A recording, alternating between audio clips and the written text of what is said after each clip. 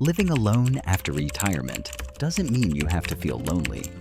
In fact, these 4 simple shifts can completely transform your social life. No big crowds, no awkward small talk, just real connection that fits you.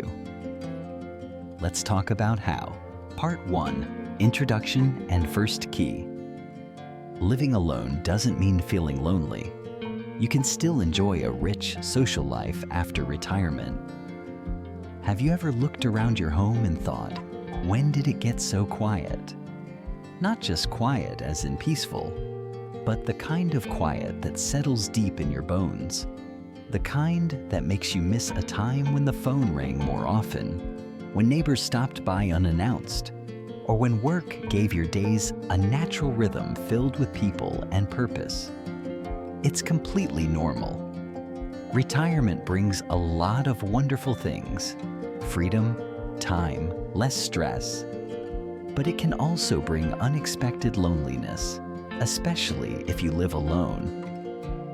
And if you've ever felt that sense of disconnection, I want you to know you're not alone. In fact, millions of people over 60 feel exactly the same way.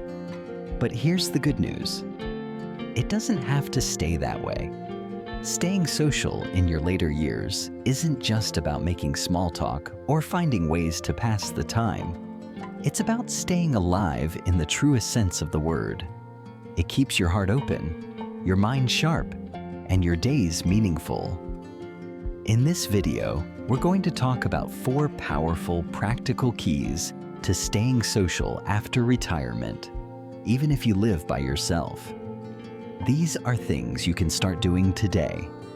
They don't require a big personality or a crowded calendar. Just a little bit of courage, a willingness to try, and a reminder that you still have so much to give and receive. So let's begin right where it matters most, with your daily rhythm. One of the first and most important keys to staying socially active is creating intentional structure in your day. You see, during our working years, structure is given to us. Wake up, get dressed, head to the office, interact with coworkers, lunch breaks, meetings, deadlines. It all has a natural flow. But after retirement, that structure can disappear overnight. And without even realizing it, we slowly drift into long stretches of silence and solitude. And that's when loneliness creeps in. So here's what I suggest. Build in small social touch points every day. This doesn't mean you need a packed schedule or dozens of friends. It could be as simple as calling a neighbor to check in, chatting with the cashier at your local market, or sitting in the same cafe each morning and getting to know the regulars. You're not just filling time, you're anchoring your day with human connection. Let me share a quick story. One of my patients, a woman in her late 70s, told me how lonely she felt after her husband passed and her kids moved across the country. She said the hardest part wasn't the grief, it was the silence. So, she decided to take matters into her own hands. Every Tuesday, she walks to the bakery and orders the same cinnamon roll and tea. She started chatting with the staff. A few weeks later, another regular struck up a conversation. Now, every Tuesday, she meets up with 3 other cinnamon roll friends, as she calls them. What started as a lonely walk became the highlight of her week. That's the power of routine and presence. Now let's talk about another key, embracing technology, even just a little. I know, some of you might be thinking, I'm not good with gadgets, or I'm too old to learn that stuff. But hear me out. Technology isn't just for young people posting selfies and dancing on TikTok. It can be a lifeline, a real powerful tool to help you stay connected with people you love, or even meet new ones. Take video calls, for example. There's something truly comforting about seeing someone's face when you're talking to them, especially if they live far away. You can use platforms like Zoom, FaceTime, or even WhatsApp. They're simpler than you think, and if you need help learning, ask a grandchild, a neighbor, or even the local library. They're usually more than happy to walk you through it. And if you enjoy reading or learning, you can join an online book club, discussion group, or class. There are thousands of communities online for people your age who love the same things you do: gardening, painting, baking, even just talking about life. There are entire Facebook groups where seniors swap stories, recipes, or just offer support during hard times. One comment, one shared memory, and suddenly you've started a new friendship with someone across the world. You don't have to be a tech expert. You just need a little curiosity and maybe a touch of bravery. It's important to remember that staying social doesn't mean you need to be constantly surrounded by people. It simply means making space in your life for connection. Whether that's with someone across the table or across the screen, connection is what nourishes our soul. And if you're someone who feels hesitant or awkward about reaching out, you're not alone there either. Many people over 60 worry they'll seem needy or out of place trying to reconnect or meet new people. But let me tell you something from years of listening to patients and older friends alike. Everyone is waiting for someone else to make the first move. Everyone is secretly hoping someone will reach out. So why not be that someone? So far, we've talked about building daily habits that include people and using technology as a bridge rather than a barrier. These are steps you can begin right away. No big changes, no expensive memberships, just a shift in intention. Now that we've laid this foundation, let's keep going. There's still more to uncover about how you can continue to grow your social circle and find joy in relationships. Even after 60, even if you live alone. Part 2, second key. Connection doesn't require a crowd. Sometimes it starts with a simple hobby or passion. One of the most beautiful things about this stage of life is that you have the freedom to choose your connections more intentionally. You're not surrounded by coworkers or family obligations every day. Instead, you get to decide who you let into your space, who you share your time with, and where you invest your energy. That's powerful. And one of the best ways to use that power is to get involved in something bigger than yourself. Now, I know some people shy away when they hear words like volunteering or community service. They think it means committing hours and hours every week or taking on responsibilities they're not ready for. But I want you to think about it differently. Getting involved can be as simple as doing what you already enjoy, just doing it with others. Maybe you love gardening. Is there a local community garden where you can help out or share your tips with others? Maybe you enjoy knitting or crafts. There are tons of senior groups who meet to make blankets for shelters or hospitals. Some folks love animals and find purpose volunteering just a few hours a week at a pet shelter. You don't need a huge commitment. You just need a reason to get out of the house and a place where you feel welcomed. I had a gentleman once tell me that after retiring, he felt like the world just didn't need him anymore. And that broke my heart. Because the truth is, there are so many places and people who would be lucky to have you. Whether it's reading to kids at the library, helping at a food pantry, or simply being a friendly face at a community center, your time and your story matter more than you realize. And there's something else that happens when you volunteer. You shift the focus from "what am I missing?" to "what can I give?" And that, my friend, is one of the fastest ways to feel connected again. Giving creates a sense of purpose. It lifts your spirit, keeps your body moving, and brings people into your life who share your values. You don't just find friends, you find meaning. And speaking of meaning, let's talk about something that's just as important, though it seems often overlooked: reconnecting with old friends. It's easy over time to lose touch. Life happens. People move, jobs change, families grow. One day you're talking every week, and the next thing you know, it's been 5 years. But here's the thing. Just because time has passed doesn't mean the connection is gone. Sometimes all it takes is a single message, a phone call, even a card in the mail to rekindle something wonderful.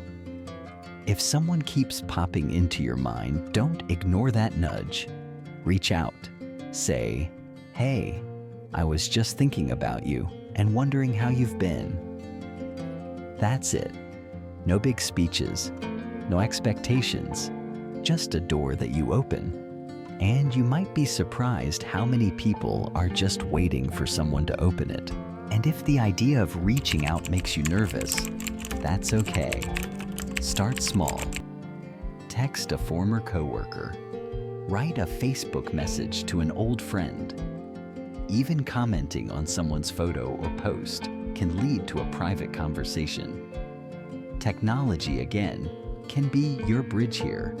But what matters most is the intention, the willingness to say, "I miss you," or "I'd love to catch up."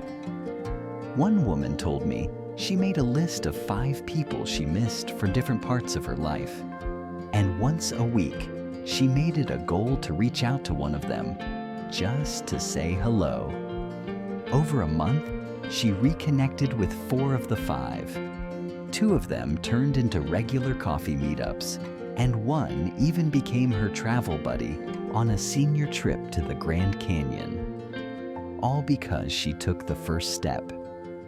Don't underestimate the power of your presence in someone else's life. You might think they're probably too busy, or they've moved on. But you'd be surprised how often people are just as eager to reconnect and just as hesitant. So be brave. Be the one who sends the first hello. Now, I want to pause and say this. Your social life doesn't need to look like it did when you were younger. You're not trying to build a crowd or be the life of the party. You're trying to build quality connections, the kind that make you feel seen, heard, and appreciated. And those can come from the most unexpected places. You might find a kindred spirit at the dog park, or during your morning walks, or even through a class you decide to take just for fun. It's not about how many people you talk to. It's about how connected you feel when you do. Even 1 or 2 meaningful relationships can make all the difference in your emotional well-being and overall happiness. And if you're someone who's more introverted or who values your quiet time, that's absolutely okay. Staying social doesn't mean changing who you are. It just means making sure you're not isolating yourself. There's a big difference between enjoying solitude and slipping into loneliness. You know the difference by how it feels. Solitude is peaceful. Loneliness feels heavy. And you deserve peace, not heaviness. So ask yourself, when was the last time you shared a laugh with someone? Or had a conversation that made you feel understood? If it's been a while, don't be hard on yourself, but do take that as a sign. A little connection goes a long way. Let's keep exploring how you can build a social life that's fulfilling, joyful, and fully yours at any age and no matter your living situation. Part 3, third key. Saying yes a little more often can open the door to meaningful new friendships. One of the most powerful things I've learned from talking with people in their 60s, 70s, and even 90s is this. It's never too late to make a new friend. Not just someone to pass the time with, but someone who truly gets you, listens to your stories, and shares the joy of life's simple moments. And one of the best ways to open yourself to those new connections is by saying yes a little more often. Now I get it. After retirement, especially if you live alone, it can be easy to settle into a routine that feels safe. You know what to expect. Your home is quiet, your coffee is just how you like it, and you're not answering to anyone's schedule. But sometimes, that comfort zone can slowly turn into a bubble. And bubbles, as cozy as they seem, can keep you from experiencing the richness of connection waiting just outside. So I want to encourage you to stretch that comfort zone a little, just a little, by saying yes to small invitations. Maybe your neighbor invites you to a local church luncheon. Maybe someone at your walking group asks if you want to grab a coffee after. Maybe you see a flyer for a painting class or a community choir and think, that might be fun. When that little spark of curiosity shows up, listen to it. One woman I know, her name's Carol, used to turn down every invitation. She said it just felt easier to stay home. But one day, her daughter convinced her to go to a community storytelling night at the local library. Carol didn't plan to speak, just watch. But by the end of the evening, she found herself standing at the microphone, telling a short story about her childhood. People laughed, clapped, even cried. And that night, something in her shifted. Now, every month, she goes back. Not just to listen, but to share. That small yes changed the way she saw herself and opened the door to friendships she never expected.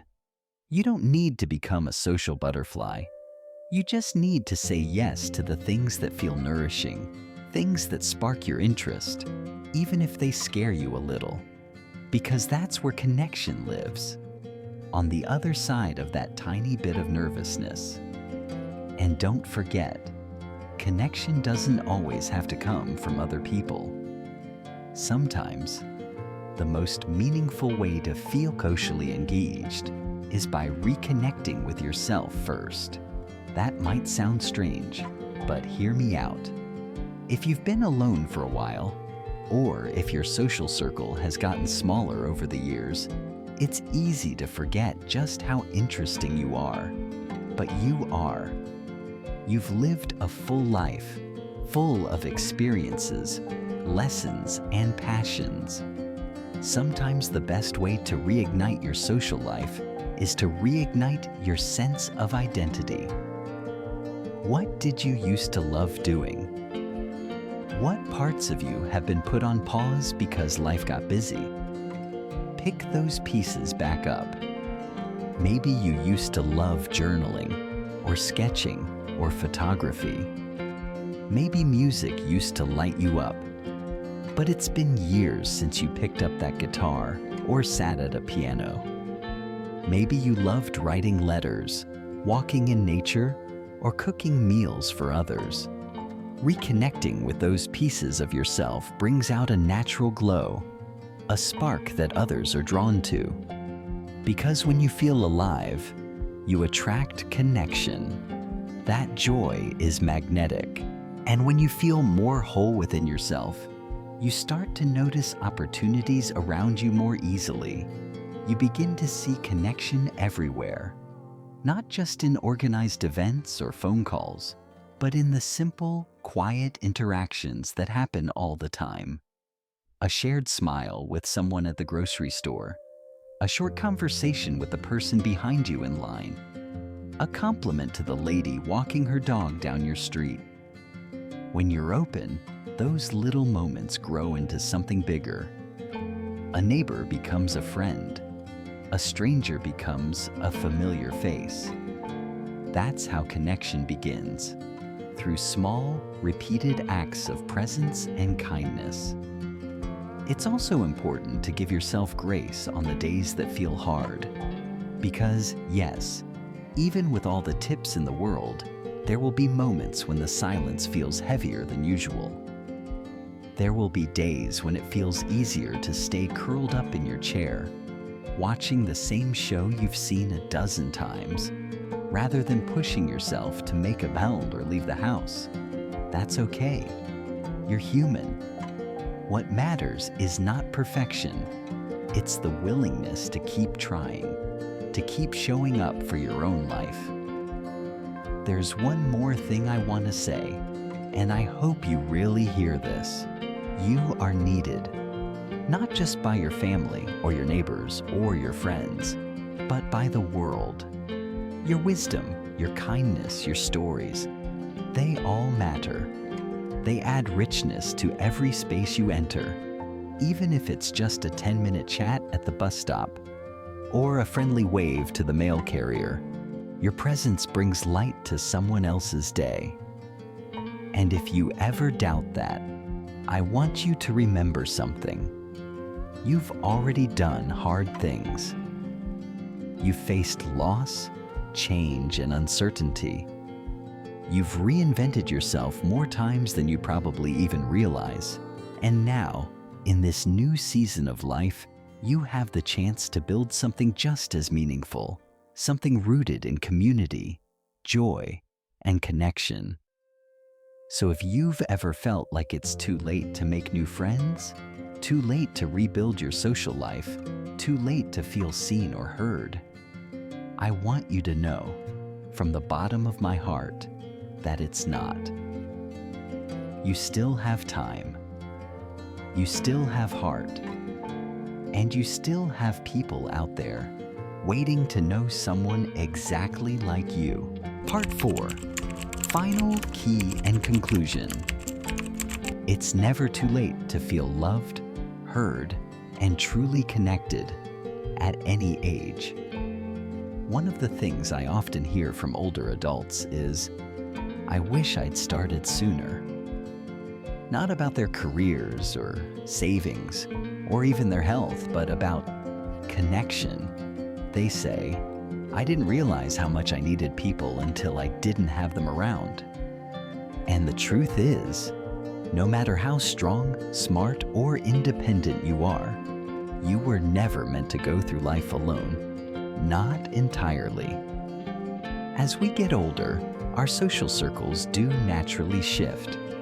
Friends move away, loved ones pass on, and the day-to-day interactions we once took for granted, like chatting with coworkers or catching up at the kids' soccer games, start to fade. It's normal, but it's also something we can actively respond to.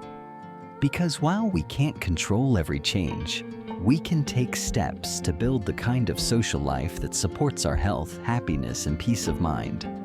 If you've ever found yourself feeling a bit invisible, or like your days are blending together without much excitement, you're not alone. That doesn't mean you've done anything wrong. It just means it's time to add something new back in, something enriching, something uplifting. And connection, even in small doses, can bring that back into your life in powerful ways.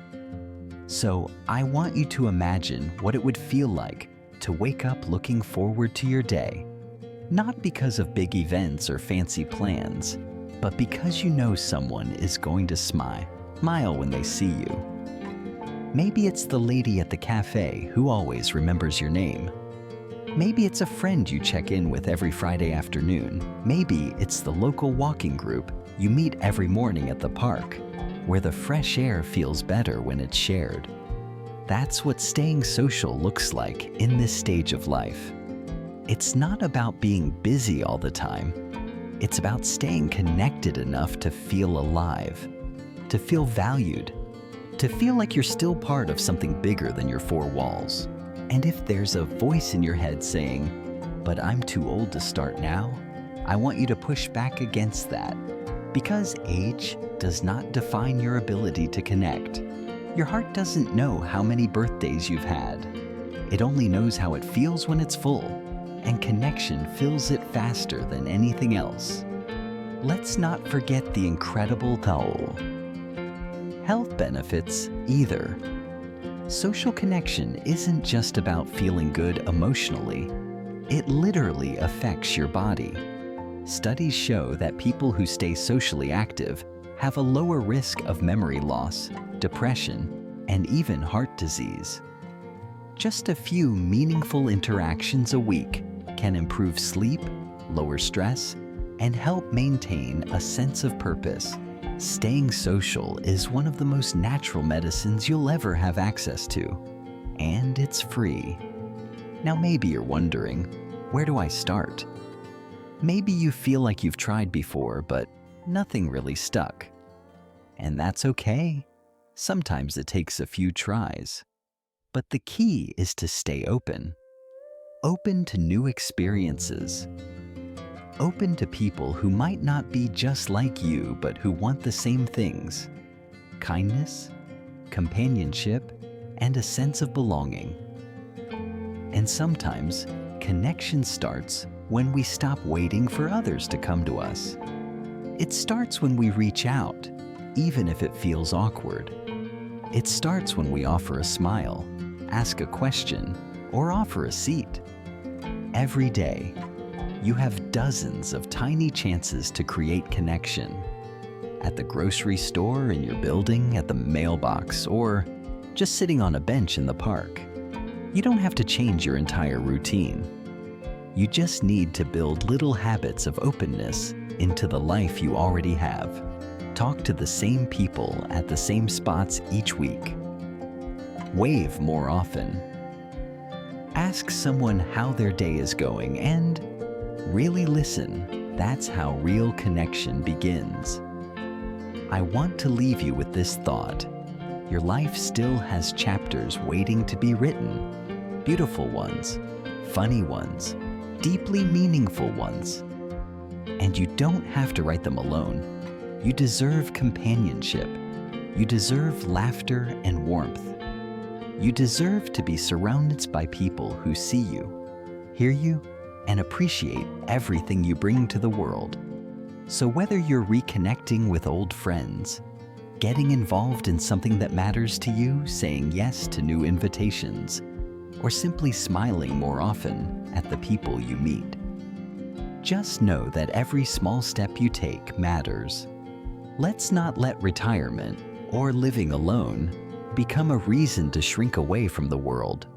Let it be a season to lean into it, to reimagine what connection can look like, to rediscover joy in places you might not have thought to look. And if you've watched this far, I just want to say thank you. Thank you for showing up for yourself today, for choosing to take care of your emotional well-being. That takes courage, and it matters more than you know. If any of this resonated with you, I'd love to hear from you. Share in the comments. What's one way you stay social, or one thing you'd like to try? You never know who else might be inspired by your story. And if this video brought you a little hope, please give it a like and share it with someone you care about. Let's spread that warmth, one conversation at a time. And of course, if you're new here, be sure to subscribe. We talk about everything that matters for your health, happiness, and independence after 60. You deserve to live this chapter fully, and we're here to walk with you every step of the way. Here's to living a life full of laughter, love, and the kinds of moments that make you feel truly alive. No matter your age, no matter where you live, you are never, ever too late for connection. We'll see you next time. Take care of yourself, and remember, the world is better with you in it.